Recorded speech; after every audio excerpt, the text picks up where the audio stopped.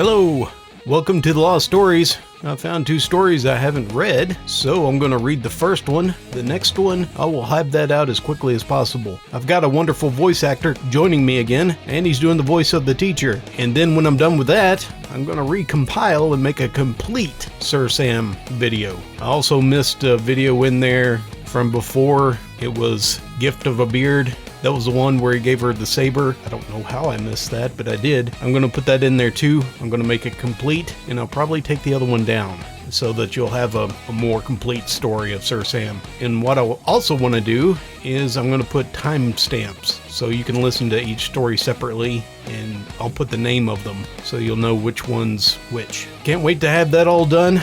Hopefully I'll have it done soon. So without further banter, let's get on to the lost story. Introducing Sir Sam the Waiting Game. Without further ado, let's go.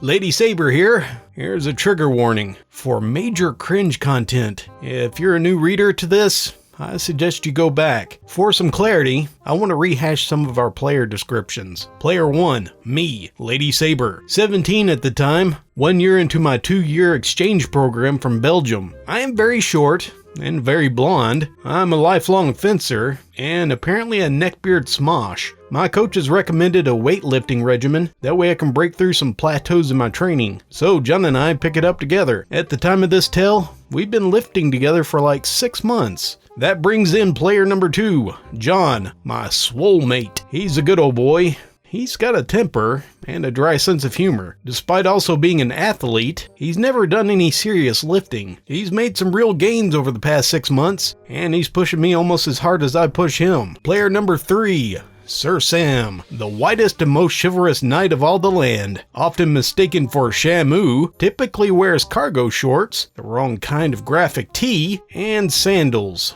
And his chubbiness has doomed him to babyface. He has a squeaky voice that would be perfect for a WD-40 commercial, and fedoras. Remarkably, it's become rare. He definitely does not lift anything heavier than a cheeseburger, although to him, that makes him an expert at all things gym. I'm going to try to leave out some of the fitness terminology here and try to give you just an idea throughout. This story takes place a few weeks after the previous. John and I are doing better. Lifting together helps. My fencing gym, a small part of a much larger complex, has a large weight machine room. So John and I go there 3 days a week after school. Because I'm paying for fencing, the gym access is free, and John gets it cheap with a student ID. At lunch I sit with a small group at the library, and we're working on a project, which mostly involves chatting in the presence of open books. Sam has followed me here. But what else is new? Our table is quite out of the way, so he can't get close enough to stay close without being conspicuous. Instead, he opts for the stealthier option. He walks back and forth nearby, constantly dropping things, and it's like watching James Bond after having a traumatic brain injury. Later that afternoon, my host mother drives me straight from school to the gym. I change into my workout clothes, and I start on the squat rack. I warm up with just the bar. As I'm finishing my last lap, Sam strides up behind me, and he taps me on my shoulder. "Hey, Lady Saber!" I feel the color drain from my face as I re-rack the bar. "I didn't know you came here. I thought you just fenced." "I've never seen you here before either, Sam." I take a moment to examine his getup. Fingerless gloves, mid-calf socks, running shoes, and a shirt with a warning that says, "If zombies chasing us, I'm tripping you," and jean shorts. He's also carrying a big gulp, large enough to bludgeon an elephant. "Oh, I'm practically here all the time." "Really? I've never seen you." "Well, yeah, I don't come here after school when it's all crowded like this. I come in the morning." "Before school?" "Yeah." "At 6 a.m. Yeah. Anyway, are you only gonna do just the bar? Aren't you gonna add weights or anything? I mean, come on, even I can." "I'm just warming up." I reply, turning on my heels toward the weight tree. Sam dives in front of me, grabbing hold of the kettlebell and the resistance band. "Don't worry, Lady Saber, I'll get it for you." "What are you doing with those, Sam?" You said you were adding weights, right? You tie this around and hang it on each side, duh. I ignore him, and I walk to the opposite side of the bench press. I pull off one of the plates from the weight tree. Oh, that works too. Not the way I would do it, but whatever. Sam says, dropping the kettlebell on the floor and scampering right up to me, making to wrestle the weights from my hand. I can get that for you. I got it. You sure? It looks heavy for you. He says, as I raise it to chest height and I load it on the bar. I'll get the other one. He proclaimed, power walking back to the weight tree. He grabs a heavier plate and is heaving it back to the squat rack. That's not the right weight, Sam. Well, you didn't tell me which one to grab. He squeals. I go and retrieve the correct weight plate while he unloads the heavier one and lays it on the floor. Sam, would you put it back where you got it? But why? Because Mom isn't here mostly. Fine, I'll get it. No. I'll get it for you, don't worry. I consider approaching the rack when I spot Sam in my peripheral vision, staring right at me. Nope. No way am I about to make a deposit into his wank bank. I backpedal to the opposite wall, and I sink into the bench seat. Sam's disappointment is palpable. What's wrong? I'm resting. But you've hardly did anything. You rest between sets, Sam. He stares back blankly. Finally, John arrives, strives through the double doors and up to me. Sam is suddenly overcome with a great thirst, beating a hasty retreat to the water fountain. Where the hell have you been? Well, I didn't want to get here early and spoil y'all's date or nothing. Would you be a dear and fetch me a cyanide pill? I'm gonna go get changed out. I hope you two can make it work. He seems like the one for you. John pokes his nose with a playful straight face before turning and leaving to the lockers. Before long he's back, and we start our workout together. I'm hoping to set a new personal record with the squat bar. But as I finish up my warm-up set, with Sam still lurking behind me, my heart isn't into it. John and I switch between the bench press. We're taking turns lifting and spotting each other, and giving each other motivational insults. Sam orbits nearby, watching me after repeating whatever John says. Come on, babe. You got this. Push. Push.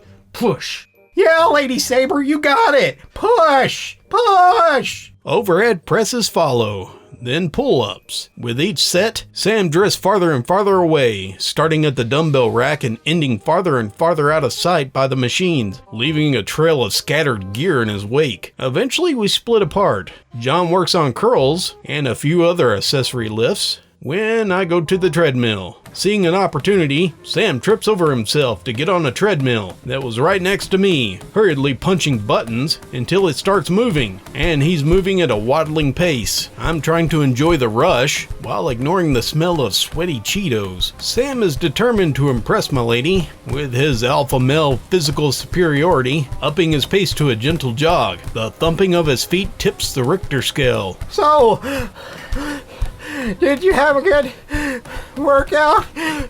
He wheezes. Yes. Within 2 minutes, Sam is sweating enough to be in a Gatorade commercial and asks if I want to take a break. I don't respond, but he pushes on for another 60 seconds before quitting, panting something about hydration. John stops by before leaving, changed and freshly showered. He offers to babysit, but I'm almost finished myself. He gives me a possessive goodbye kiss with an arm wrapped around my waist. Sam doesn't rejoin me on the treadmill. After slightly less than a half an hour, I'm finished, and I head over to the lockers, pausing by the weight room. You know what? Screw it. I rest for a spell before warming up once more and going to the bar.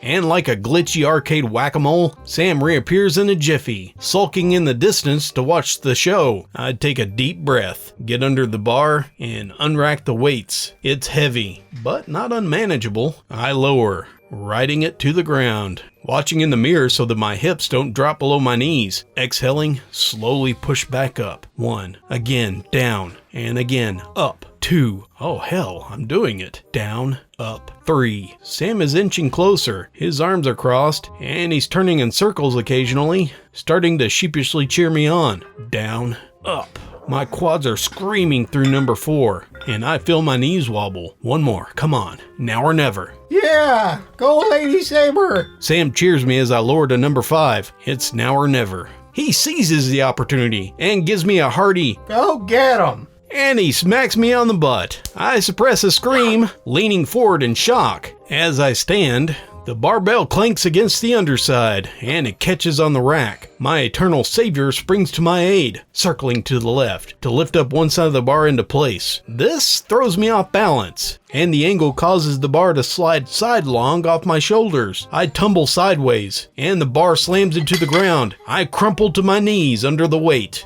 Oh, shit.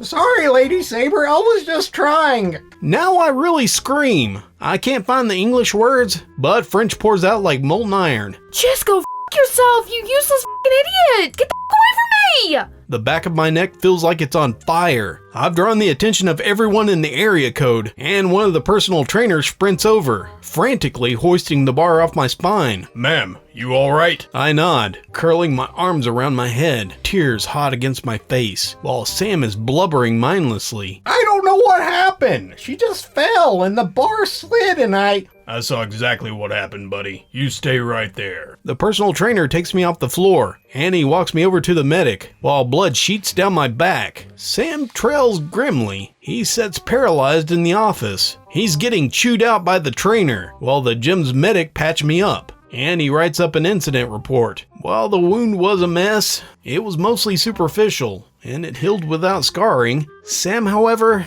he would never admit it, but he was banned from the gym and all of their subsidiaries.